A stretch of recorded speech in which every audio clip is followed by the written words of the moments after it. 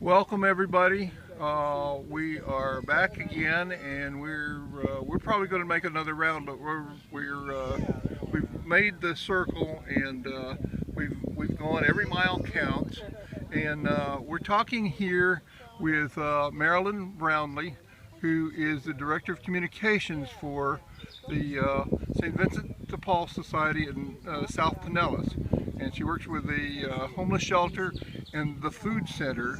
And she's agreed to talk a little bit about what this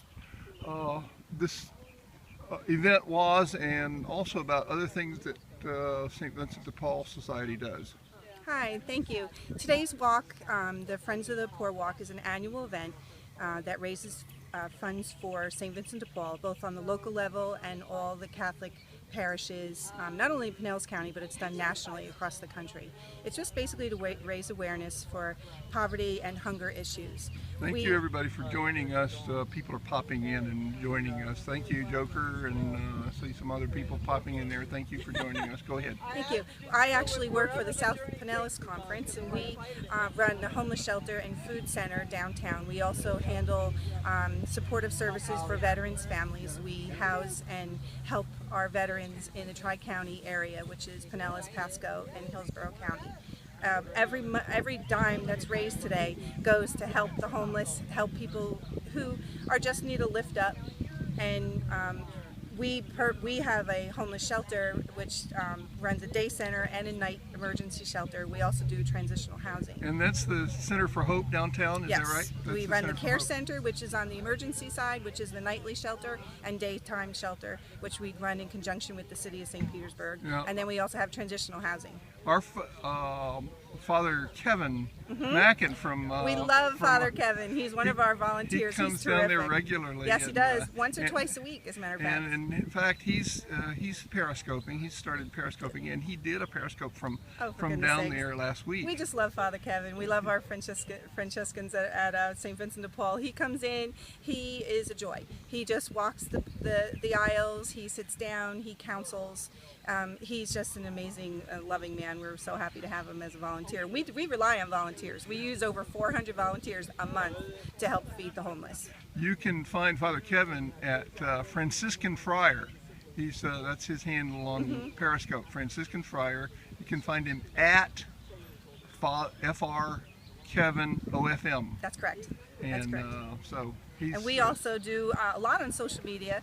Our Facebook page is St. Vincent de Paul South Pinellas Inc.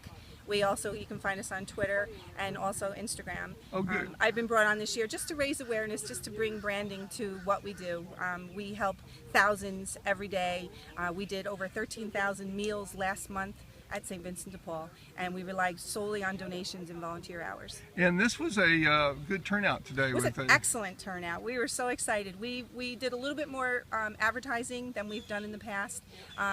When I was brought on, I'm hired by the South Pinellas Conference, but I am a Vincentian at heart, and any awareness that I can bring to St. Vincent de Paul is great for us. So there is very with St. Vincent de Paul Society. There's very little overhead.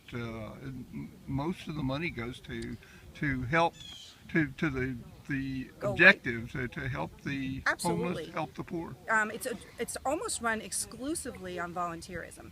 We at St. Vincent de Paul, we have services that we do. We also run a thrift store, and 92% of what comes into the thrift store goes right back into the community. It just goes to help your unfortunate neighbors. And recently, the St. Vincent de Paul Society for the Tampa Bay area has taken on the project of helping veterans, right? Yes. And has received some federal funding for helping veterans. So they've set up programs all over the That's correct. area. We've helped 2,092 veterans get services. We have an 80% permanent housing record with our veterans, and we're working very closely with the cabinet and Secretary McDonald. We recently actually met with him, and he basically said, you know, you guys are doing a great job, and you are the one that we're showing the rest of the country how to do it. Oh, that's wonderful. Yeah, they as soon as they're identified, they are, it's called rapid rehousing, where the day they are identified, they are taken off the street and put in temporary housing until we can find them permanent housing, and it's working. Oh, and our great. case managers stay with them. They make sure they get their services that they deserve, that they've earned, and also it just made to stay with them to make sure that if there are any other issues that can be resolved, and basically to be an advocate, because the paperwork process with the government is very, very extensive, and it's foreboding, and it keeps them from getting the services that they deserve. So we basically work as like a medical advocate and just stay with them and make sure And that you they get get so you get through all, you help them through all the paperwork and all that that they do. In the meantime, you're just helping them getting them so that they have housing, have support.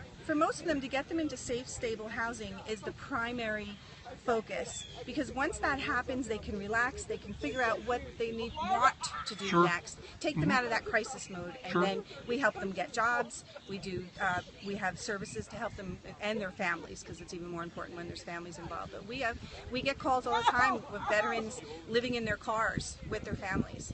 We go right away, we identify them, we get them into housing, and it works. And this program is working. Thank you so much for talking with us, and thank you everybody for joining us, and share this with your friends so that other people will know about this, and we'll talk to you soon. Thank you.